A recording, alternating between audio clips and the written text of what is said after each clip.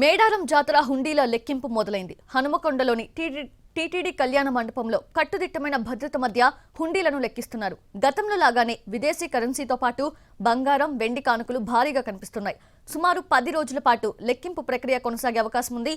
హుండీల లెక్కింపుపై పూర్తి డీటెయిల్స్ మా ప్రతినిధి అరుణ్ అందిస్తారు.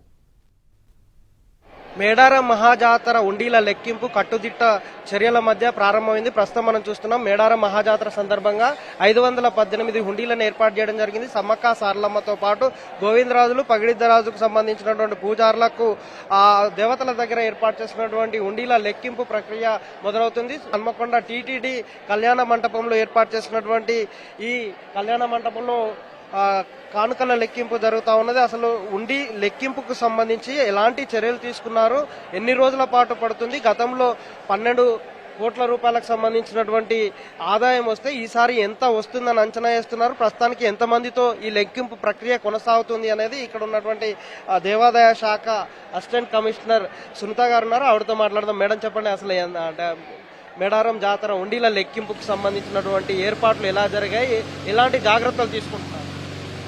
మేడారం మహాజాతరకు సంబంధించి 518 హుండీలు ఈరోజు హన్మకొండ టీటీడీ కళ్యాణ మండపంలో లెక్కింపు ప్రారంభించడం జరిగిందండి. డిపార్ట్మెంట్ నుంచి, అదేవిధంగా స్వచ్ఛంద సేవా సంస్థల నుంచి 350 మంది లెక్కింపులో పాల్గొంటున్నారండి.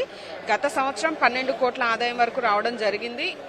గత సంవత్సరంతో పోలిస్తే భక్తులు కూడా అధిక సంఖ్యలో ఈ సంవత్సరం అమ్మవారిని దర్శనం చేసుకోవడం జరిగింది. కాబట్టి గత సంవత్సరం కంటే ఆదాయం ఎక్కువ వస్తుందని అంచనా వేయడం జరుగుతుంది.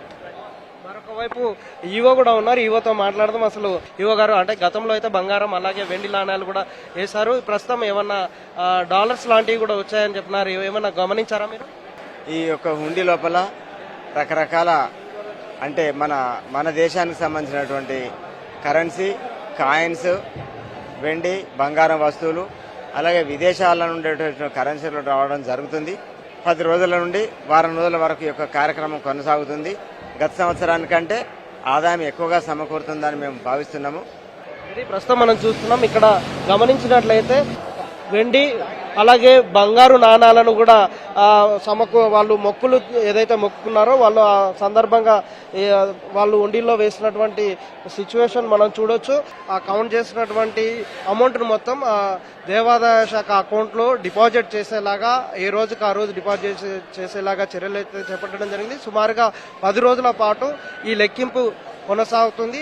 మొదట నోట్ల కట్టలో లెక్కింపు జరుగుతుంది, ఆ తర్వాత చిల్లర కౌంట్ చేస్తారు, ఆ తర్వాత బంగారు నాణ్యాలను, వెండి నాణ్యాలకు సంబంధించినటువంటి వాటిని వేరు చేసి వాటి విలువను లెక్కించడం ద్వారా మొత్తం లెక్కింపు ప్రక్రియ పూర్తవుతుంది. గత మహాజాతర సందర్భంగా సుమారుగా 12 కోట్ల రూపాయల ఆదాయం వస్తే ఈసారి 15 కోట్ల వరకు రావచ్చు అని అంచనా ఇస్తున్నారు.